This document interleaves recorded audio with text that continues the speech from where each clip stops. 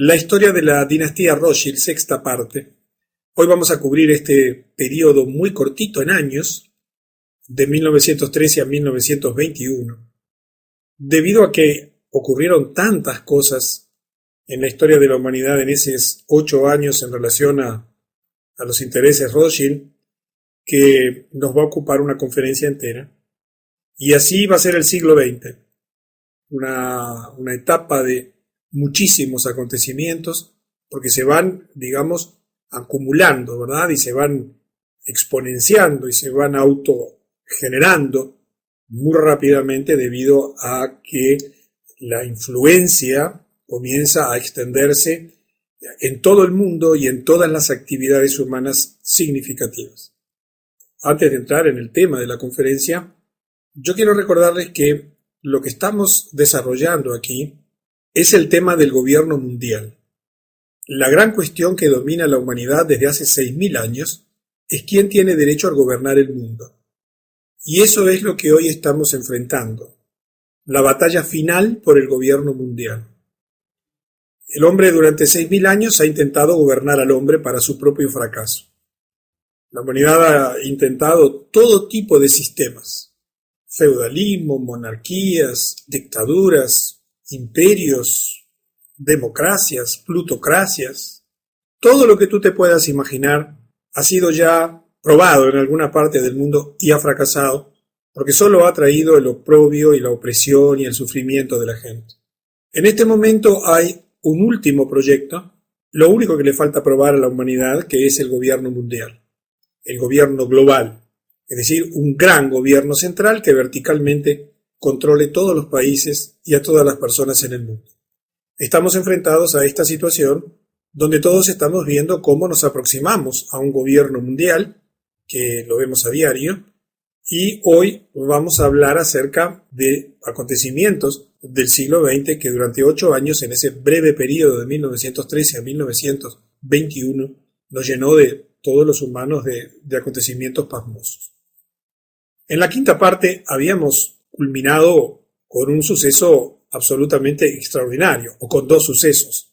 Uno fue la fundación de la ADL, la famosa Anti-Defamation League, la Liga de Antidefamación, que tiene un poder enorme en los Estados Unidos y que tiene muchas maneras de expresarse en el resto de los países del mundo, y que es un instrumento fundamental de dominio porque tiene como finalidad que todo lo que sea criticar, denunciar, demostrar, hablar de este tema es rápidamente criticado, negado, denostado, en fin, atacado.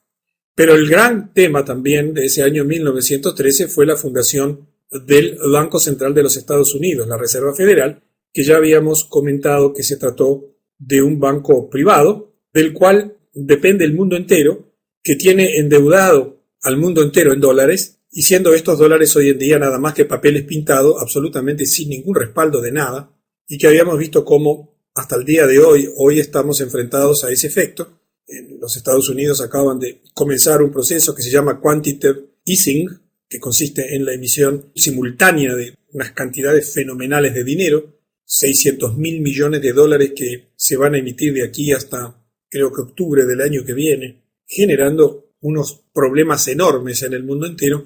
Y ahora ustedes han visto esta reunión que hubo esta semana del G20, en donde, bueno, no se pusieron de acuerdo porque, claro, todos los países quieren defenderse de la devaluación fenomenal que está ocurriendo en Estados Unidos y que va a ocurrir cuando finalmente toda esa cantidad de dinero se vuelque a la plaza, porque significa un ataque decidido al dólar para destruirlo, para devaluarlo finalmente, con la excusa de que de ese modo se van a fortalecer a la economía norteamericana mediante posibilidad de exportar más y demás. Y estamos enfrentados a la famosa y actual guerra de divisas, donde la China tiene un papel central y que, bueno, va a tener un efecto devastador en las finanzas y en la economía del mundo entero en los próximos meses.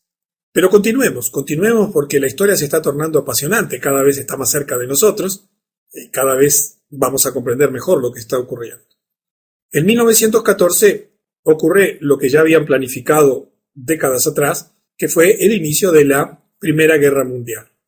En esta guerra es interesante que el dinero alemán de los Rothschild financió a Alemania, el dinero británico de los Rothschild financió a los británicos y el dinero francés de los Rothschild financió a los franceses. Es decir, que cuando tú ves una guerra, el gobierno que está en guerra tiene que conseguir préstamos porque el gobierno que está en guerra tiene su presupuesto anual para el cual paga educación, vivienda, salud de su ciudadanía, limpia las calles, etcétera. Y por lo tanto tiene que conseguir dinero extra para poder comprar más armamento, pagar a los soldados, viajar, comprar municiones. Por lo tanto, toda guerra implica un fuerte endeudamiento de los países en guerra, que normalmente después lo pagan los vencidos, ¿verdad? Es allí donde los ganadores se rehacen del dinero, pero hay alguien que financia, y obviamente que esta guerra fue financiada por aquellos que detentaban el poder financiero, que eran los bancos Rothschild en toda Europa. Por otra parte, ya los Rothschild tenían el control de 3 de las grandes noticias, de las agencias de noticias europeas. La Gulf, que había sido fundada en 1849, que era la agencia de noticias oficial alemana. La Reuters, que así había sido fundada en 1851, y recordamos en la quinta parte que había sido recién comprada por los Rothschild, que funcionaba en Inglaterra. Y Havas, que había sido fundada en 1835 en Francia y que también era propiedad de los Rothschild. Recordemos que iban poco a poco y hoy vamos a ver cómo y cuándo fue que detentaron el poder total de los multimedia como tienen hoy, de los medios de comunicación, con la finalidad de reducir a nada las denuncias contra sus acciones. Hoy nos enteramos de todo esto gracias a la información independiente que surge por Internet. Nunca esperes ver esto en el diario oficial o el diario principal allí de tu país o en las televisoras locales o en la CNN, porque esto no existe allí simplemente porque no se van a denunciar a sí mismos. Los Rothschild, por ejemplo, usaron Gulf para manipular al pueblo alemán, creando un fuerte fervor para la guerra. Ellos incitaban a la guerra por medio de sus agencias noticiosas y obviamente que rara vez son denunciados en estos medios de comunicación debido a que son sus propios propietarios, lo cual les permite manejar a su antojo los medios. En 1916, el 4 de junio, Louis Brandeis Dönitz, en plena guerra mundial, en plena Primera Guerra Mundial, con millones de personas muriendo, es nombrado para la Corte Suprema de los Estados Unidos por el presidente Wilson. Recordamos que había sufrido un chantaje del cual salió porque este abogado Samuel Untermyer, de un bufete muy importante, pagó los $40,000 del chantaje, pero con la condición de que, llegado el momento, a la Suprema Corte de la Justicia de los Estados Unidos iría una persona de confianza de ellos, y llegó la oportunidad. Y allí se colocó a este señor, que es muy importante también en la historia Rothschild y en la historia de la humanidad, Louis Brandeis Dönitz. El juez Brandeis era también el líder electo del Comité Ejecutivo de Asuntos Sionistas, cargo que ocupaba desde 1914. Esto es muy importante, ¿sí? Recordamos que se había creado la organización sionista, había un comité sionista internacional, y él había sido el líder electo de ese Comité Ejecutivo de Asuntos Sionistas desde 1914 y va a tener una participación fundamental en el siglo pasado en el desarrollo de los acontecimientos. En la mitad de la Primera Guerra Mundial, allí en 1916, Alemania estaba ganando la guerra, ganando claramente la guerra. ¿Por qué? Porque recibía un financiamiento de los Rothschild mucho mayor que Francia, Italia e Inglaterra. ¿Por qué los Rothschild, que eran los que financiaban, hacían esto? Porque los Rothschild no querían apoyar al zar de Rusia, que tenía el favor estaban asociados junto con Francia, Italia e Inglaterra. Entonces se produjo un hecho significativo. Alemania, a pesar de que estaba ganando la guerra, y sin que un solo soldado extranjero hubiera ingresado en territorio alemán, ofreció el armisticio a Gran Bretaña, sin exigir reparaciones de guerra. Y en diciembre de este año ofrece el armisticio a Alemania a Gran Bretaña mientras iba ganando la guerra, en condiciones absolutamente favorables para sus intereses y sin pedir ninguna reparación. Los Rothschild estaban ansiosos por asegurarse que eso no ocurriese, ya que estaban esperando para hacer mucho más dinero con esta guerra. Entonces, en este mismo año, mientras los británicos estaban considerando la oferta alemana, el agente Rothschild, este juez Louis Brandeis, envió una delegación sionista, recuerdan que él era el principal del Comité de Asuntos Sionistas, de los Estados Unidos a Gran Bretaña. con la promesa de involucrar a los Estados Unidos en la guerra del lado de los británicos, siempre y cuando los británicos se comprometiesen a dar la tierra de Palestina a los Rothschild. Recordamos que en la quinta conferencia vimos cómo había comenzado un proyecto de apropiarse de una tierra, la tierra palestina, con la finalidad de construir allí la nación judía, y habían enviado una serie de colonos a colonizar eso con dinero de la propiedad de los Rothschild. Los Rothschild querían Palestina por la siguiente razón. Ellos tenían grandes intereses comerciales en Lejano Oriente, deseaban su propio estado en esa área, junto con sus propias fuerzas armadas que podrían utilizar como arma frente a cualquier estado que amenazase sus intereses. Allí tenemos la foto de Louis Brandeis, y del lado derecho una foto muy interesante. Es una foto de Louis Brandeis en Palestina en 1919, tan solo 3 años después, junto a soldados británicos y a Chaim Weizmann, que fue el primer presidente de Israel años después. Es decir que, mientras que se iba desarrollando la guerra, los Rothschild, que financiaban a todas las partes, iban creando un escenario muy favorable para después de la guerra, escenario mediante el cual el recuperar Palestina para sus intereses o el tener a Palestina para sus intereses iba a ser absolutamente importante. Los británicos aceptaron el acuerdo, basado en la oferta de entregar Palestina a los Rothschild, y los sionistas en Londres informaron a sus contrapartes en Estados Unidos del acuerdo logrado. En ese momento, y de repente, la prensa en Estados Unidos cambió por completo. Todos los periódicos importantes de Estados Unidos, que hasta ese momento habían sido pro-Alemania, comenzaron con encendidas piezas publicitarias en contra de Alemania. Y allí comenzó una difamación y una mentira oficial brutal, con artículos tales como que los soldados alemanes matan enfermeras de la Cruz Roja, soldados alemanes cortan manos de bebé, etc., con el fin de manipular a la opinión pública norteamericana en contra de los alemanes. Lo mismo que hacen hoy en contra de los musulmanes, o lo mismo que en su momento hicieron en contra de los japoneses. Esto es parte de las operaciones de prensa, de desinformación y de difamar a quienes a ellos se les ocurre y alterar la realidad a su antojo. Y es interesante que en ese mismo año, el presidente Woodrow Wilson, que realizaba una campaña política por la reelección bajo el lema Woodrow Wilson 1916, él nos mantendrá fuera de la guerra, allí tienen el afiche de aquella época, el afiche original. Después se tuvo que retractar porque en ese mes de diciembre los alemanes y sus aliados ofrecen las condiciones para el fin de la guerra a los británicos. Y mientras que Wilson prometía al electorado que no iban a ir a la guerra, porque Estados Unidos hasta ese momento no tenía parte en la guerra, tuvo que, contradecir sus propias palabras. En el siguiente año, y como resultado de la oferta alemana de paz, la maquinaria o la máquina de guerra de Rothschild se dispara en los Estados Unidos, como ya lo hemos visto. Comenzó la difusión masiva de propaganda que llevó al presidente Wilson, bajo las instrucciones de este líder sionista estadounidense y de la Corte Suprema de Justicia, Brandeis, a renegar de su promesa al electorado, metiendo a Estados Unidos en la Primera Guerra Mundial, cosa que declararon los Estados Unidos la guerra a Alemania el 6 de abril de 1917. Ahora, ¿qué sucedía? ¿O qué sucedió en ese momento? De acuerdo con la promesa que los Rothschild le habrían hecho a los británicos de llevar a Estados Unidos a la guerra, y una vez que cumplen con su promesa, deciden los Rothschild que quieren una constancia escrita del compromiso del gobierno británico de otorgarles Palestina, demostrando así que mantendrían su parte del trato una vez que terminase la guerra.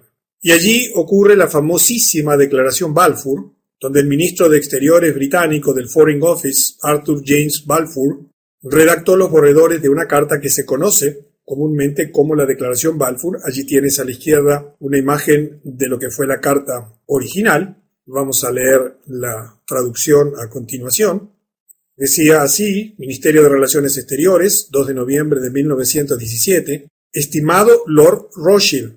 Recordamos que los Rothschild ya eran lores, algunos de ellos integraban el gobierno británico.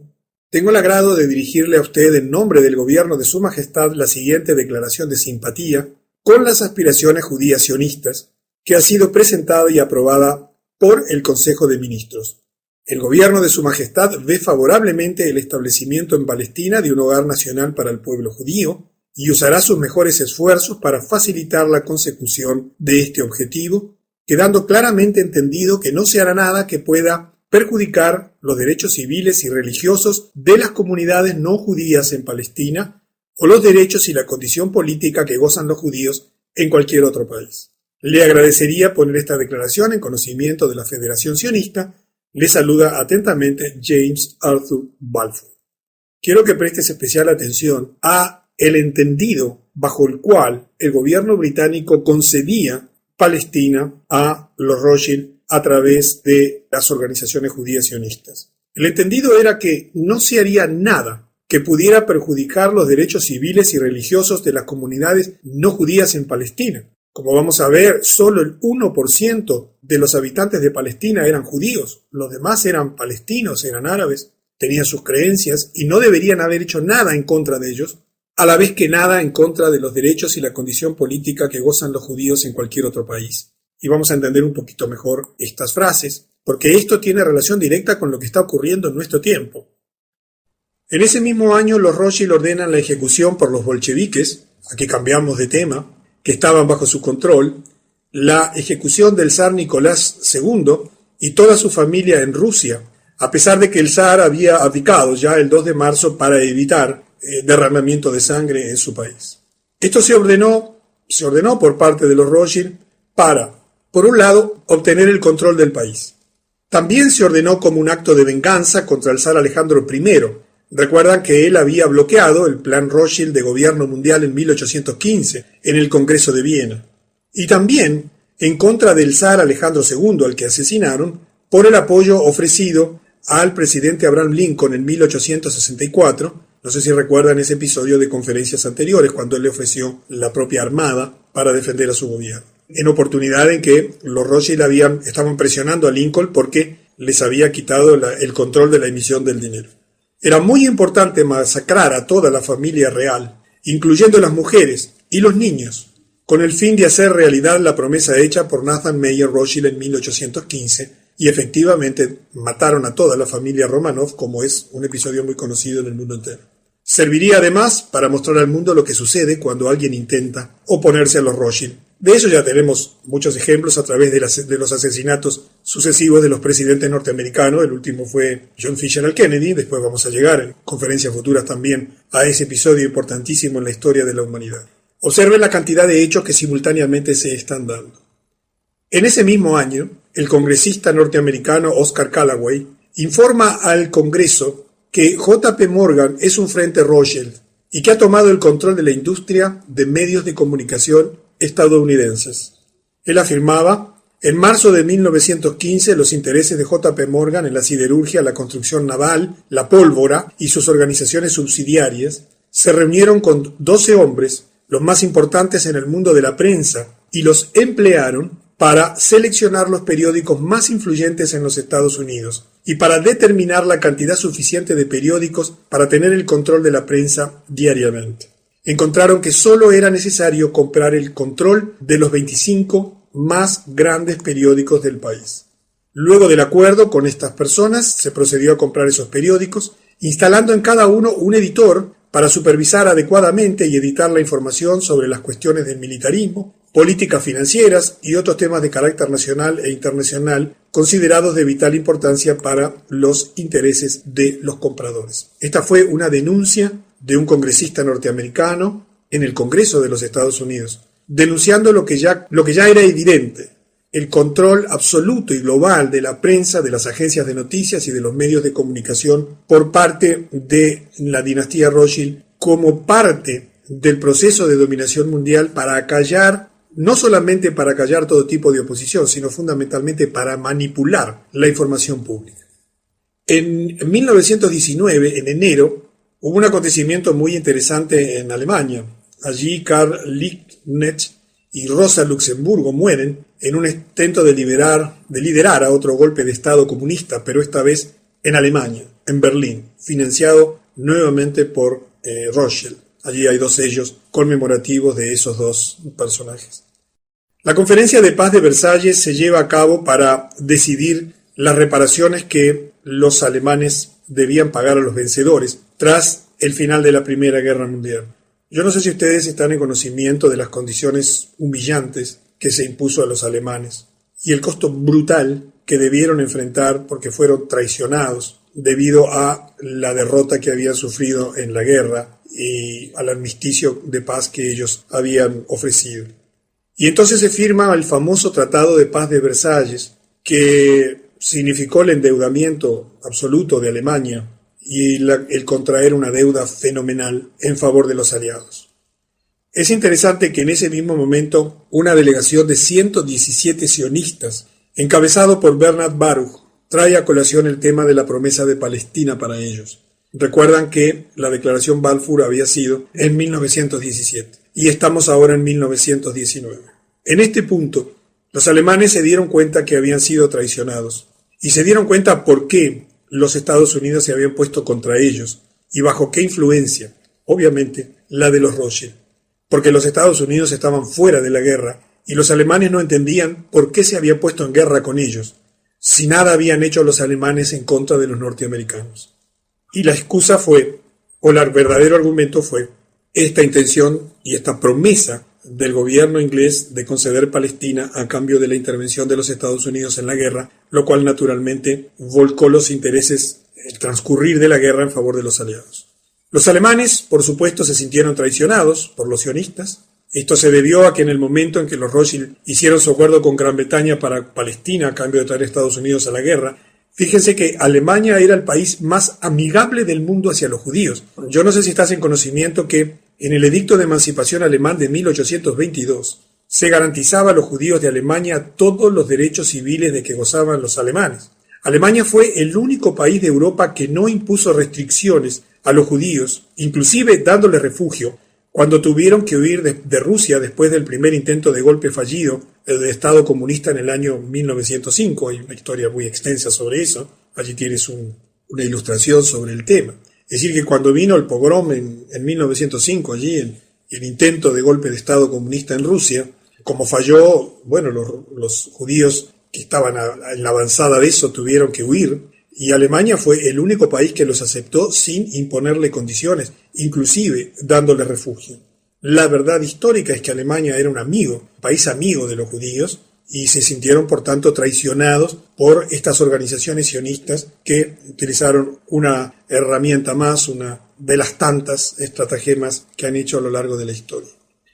A pesar de todo, los Rothschild sostuvieron la ventajosa negociación, sin importar que se había derramado la sangre de millones y que se seguiría derramando, y como resultado Palestina se confirmó como la patria judía.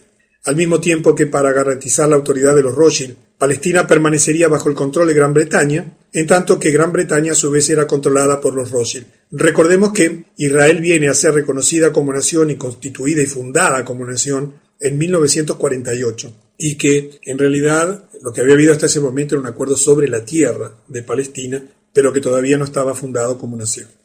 En ese momento, como te comentaba antes, menos del 1% de la población de Palestina era judía, y curiosamente, el anfitrión de la Conferencia de Paz de Versalles era su jefe, el barón Edmond de Rothschild. Yo no sé si esto te sorprende, si esto no te llama la atención, pero te vuelvo a repetir, el anfitrión de la Conferencia de Paz de Versalles era el jefe Rothschild, el barón Edmond de Rothschild. La Conferencia de Paz de Versalles incluyó un elemento fundamental también en la historia moderna. Se utilizó como un intento de los Rothschild para establecer un gobierno mundial, bajo el pretexto de poner fin a todas las guerras. Ese es el pretexto de la Liga de las Naciones, ahora lo veremos, y de las Naciones Unidas. Pero en realidad es un pretexto porque son guerras que ellos mismos están creando y financiando todo el tiempo como parte de su hegemonía mundial. Ese intento de los Rothschild se llamó la Liga de las Naciones Unidas. Y si bien afortunadamente esa liga no fue llegada a la práctica de una manera efectiva, porque no contó con el número suficiente de países para aceptarla, sirvió de base para la actual Naciones Unidas, como instrumento principal de dominación mundial. No sé si sabes que las Naciones Unidas, que se crearon después de la Segunda Guerra Mundial, como veremos en próximas conferencias, es la continuadora, o la concreción, mejor dicho, de los intentos fallidos de los Rothschild durante el Congreso de Viena en 1815 y el Tratado de Paz de Versalles de 1919 para establecer la Liga de las Naciones. Porque lo que ellos necesitaban era un instrumento de dominación mundial que permitiese, a partir de esa institución, establecer las normas de funcionamiento para el mundo entero, como de hecho hacen las Naciones Unidas hoy, donde todo el Ministerio de Salud de tu país está absolutamente controlado por las Naciones Unidas, con acuerdos que ha firmado tu país, donde todos los sistemas de educación que hay en tu país vienen con directivas de la UNESCO, donde todos los sistemas de alimentación que hay en tu país, y lo vas a ver en los próximos años durísimos, vienen desde la FAO a través del Códex Alimentario, donde todo el sistema militar del mundo está gobernado por las Naciones Unidas a través de los distintos instrumentos que hay en cada uno de las áreas significativas del mundo. Debemos comprender de que se va apretando el circuito, se va perfeccionando el sistema que va a terminar en lo que hoy estamos viendo, un sistema de control mundial que está a punto de abatirse sobre todas las naciones del mundo. En 1919, el 29 de marzo, The Times de Londres informa sobre los bolcheviques en Rusia, y yo quiero que prestes atención a este informe, escrito como un informe central de la publicación del Times del 29 de marzo. Una de las características curiosas del movimiento bolchevique es que es altísimo el porcentaje de elementos no rusos entre sus líderes. De los 20 o 30 comisarios o líderes que constituyen el mecanismo central del movimiento bolchevique, no menos del 75% fueron judíos, y allí tienes a continuación, que después cuando recibas el video lo puedes mirar más en detalle, una estructura que se estima era el sistema de financiación de la revolución bolchevique. Esto es una constante en todos los organismos del mundo que tienen que ver con el control de los asuntos políticos, económicos y financieros de las naciones. A estos espías judíos se le dieron nombres rusos, de acuerdo a la tradición askenazi judía, para generar confusión, era parte de su estrategia de infiltrarse. Por ejemplo, Trotsky fue miembro del primer grupo, siendo su nombre original Bronstein. Allí tienes un dibujo de Trotsky, cuyo nombre verdadero es Lev Davidovich Bronstein, nacido en Ucrania de padres rusos judíos, y que fue un teórico y líder de las revoluciones de 1905 y de 1911. Estos grupos fueron enviados a todas las zonas de Rusia para incitar disturbios y rebeliones. A estos espías judíos, como dice allí, se le dio de forma oculta el nombre rusos, pero en realidad estaban ocultando nombres judíos. En 1919, a N.M. Rothschild & Sons se le adjudicó un papel permanente para fijar el precio mundial del oro cada día. Recordamos que este era el Banco Rothschild en Inglaterra. Y se llevó a cabo eso en sus oficinas de la ciudad de Londres todos los días a las 11 horas, en la misma habitación hasta hace muy poquito, el año 2004, donde todos los días el precio del oro era fijado, allí existiendo actualmente otros mecanismos, pero por supuesto también dependientes de la banca Rothschild. En 1920 hay una declaración escrita de Winston Churchill muy interesante. Él escribía en un artículo en el Sunday Herald el 8 de febrero, desde los días del líder Illuminati, decía Churchill, del líder Illuminati Weishaupt, ¿recuerdan? Aquel que había sido el que escribió todos los documentos que fundaron y que explicaron el proyecto y el desenvolvimiento Illuminati, a los de Karl Marx, a los de Trotsky. Esta conspiración a nivel mundial ha estado creciendo constantemente. Churchill, que era también un historiador y un estudioso de la historia, sabía muy bien de lo que estaba hablando. Y agregó, y ahora por fin, esta banda de personalidades extraordinarias del submundo de las grandes ciudades de Europa y América se han apoderado del pueblo ruso, convirtiéndose en los dueños indisputables de ese enorme imperio. Para 1920, Churchill tenía la convicción, por conocimiento y convicción moral, que los Illuminati, por medio de la banca Rothschild, se habían transformado en los dueños indisputables de ese enorme imperio, lo cual, y esto lo agregamos aquí en la charla, les iba asegurando el control de toda la tierra, de todo el mundo, de todos los gobiernos.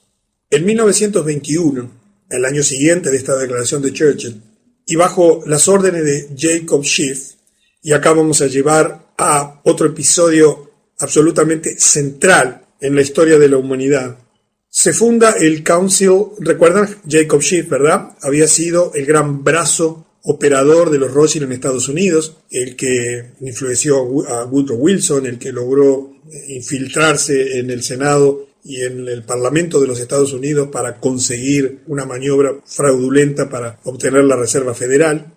Un hombre fundamental, recordamos en la historia, Jacob Schiff. Se funda bajo las órdenes de Jacob Schiff el Council on Foreign Relations, CFR, Esto veremos con el transcurrir de las décadas hasta el día de hoy. Es uno de los 3 instrumentos fundamentales de control mundial que tienen los Illuminati. El acta fundacional fue elaborada por Bernard Baruch y el coronel Edward Mandelhaus. Eso lo ordenó Schiff antes de su muerte en 1920, el año anterior, con el objetivo de crear una organización en Estados Unidos. Y el objetivo del CFR era seleccionar políticos encargados de llevar a cabo la conspiración Rothschild. El acuerdo para la fundación se realizó entonces en una reunión celebrada el 30 de mayo de 1919 en el Hotel Majestic en París, en Francia, y en 1921 finalmente se hace la fundación definitiva. Fíjense qué interesante lo que se destaca en el acta fundacional. El número de miembros del CFR en el inicio fue aproximadamente de unas 1.000 personas en los Estados Unidos. La membresía incluía a los jefes de las principales corporaciones comerciales e industriales en los Estados Unidos, a todos los banqueros internacionales con sede en Norteamérica y a todos los jefes de todas las fundaciones libres de impuestos, porque tú sabes que todas las fundaciones que ellos han creado a su vez están libres de impuestos porque se han encargado de en cada uno de los países exonerar de impuestos a sus propias fundaciones. Es increíble esto, pero todo el tema de las grandes fundaciones tipo Rockefeller y todas las demás no pagan impuestos. Yo que he estudiado un poco ese tema, es increíble cómo maniobraron para en todos los países tener grandes fundaciones libres de impuestos. Es fantástico. Bueno, pero sigamos. En esencia, todas las personas que proporcionarían el capital necesario a cualquier persona que desease postularse para el Congreso, el Senado o en la presidencia. En los Estados Unidos, cuando alguien llega al Congreso, cuando alguien es senador, diputado, cuando llega a la presidencia, ha sido financiado justamente por toda esta gente que integra un organismo de influencia en Rothschild, como es el Council on Foreign Relations. Allí tienes el logo, que lo puedes encontrar en la página web oficial. Y esta institución es fundamental, y vamos a terminar esta sexta parte, con un hecho central que permite a los Rothschild llegar a donde han llegado hoy, entre las muchas herramientas de dominación que tienen, y es el control absoluto de los medios de comunicación. El primer trabajo de esta comisión era ganar el control total de la prensa. La tarea se le dio a John D. Rockefeller, quien estableció una serie de revistas de noticias nacionales, como Life y Time. Financió a Samuel Newhouse para comprar y establecer una cadena de periódicos en todo el país, y a Eugene Meyer, que pasaría a comprar muchas publicaciones tales como el Washington Post, Newsweek y la revista The Weekly. Quiero que entiendas que cuando aparecen estos grandes millonarios, han sido todos financiados por ellos. Nadie podía comprar estas cosas masivamente o generar esas fenomenales cadenas de información por su propia voluntad, porque obviamente eso no lo permitirían, porque en definitiva ellos eran los verdaderos dueños. También necesitaba para controlar la información la puerta de la radio, la televisión, la industria del cine, y esta tarea se dividió entre los banqueros internacionales Kuhn Lev, Goldman Sachs, Warburg y Lehman. Y así llegamos al final de la sexta parte. Una sexta parte plena de acontecimientos en tan solo 8 años, pero que verás con las siguientes conferencias que fueron base fundamental del proyecto final de dominación mundial que estamos experimentando en nuestro tiempo. El absoluto control de los medios de comunicación, el absoluto control de todas las industrias fundamentales, el absoluto control de todos los grandes conglomerados comerciales, el absoluto control de toda la producción militar de armamentos, el absoluto control de todas las organizaciones políticas en donde se definen las decisiones importantes, Naciones Unidas hacia abajo, el absoluto control de todos los medios de financiamiento que existen en el mundo, haciendo depender a todos los países y economías del Banco Central de los Estados Unidos. Este conjunto de herramientas, en definitiva, ha llegado a nuestro tiempo bajo la forma de un sistema absolutamente opresivo y dictatorial. Y tú ves que hoy en día la puja por el gobierno mundial se centra y simboliza en la puja por una ciudad que es Jerusalén. Y vamos a hablar mucho más de esto en las próximas conferencias. Jerusalén es el lugar donde quiere instalarse el gobierno mundial, inspirado por el diablo, porque su puja es: yo soy el gobernante del mundo y me siento en tu ciudad sagrada, en la ciudad que tú le diste a tu pueblo. Y esto que puede parecer fantasioso para muchas personas afecta a tu vida. Y quiero que entiendas que todo viene fraguándose de hace mucho tiempo y por eso no se discute por una ciudad de África o por París o por Roma o por Londres o por una ciudad de Sudamérica, sino que toda la atención mundial está centrada en Jerusalén, en esa tierra, porque lo que está detrás de todo esto es un proyecto de dominación mundial religioso. Y así entonces llegamos al fin de la sexta parte de la dinastía Rothschild. Te espero en la séptima parte, donde vamos a tener nuevos y asombrosos acontecimientos en la historia moderna de la humanidad.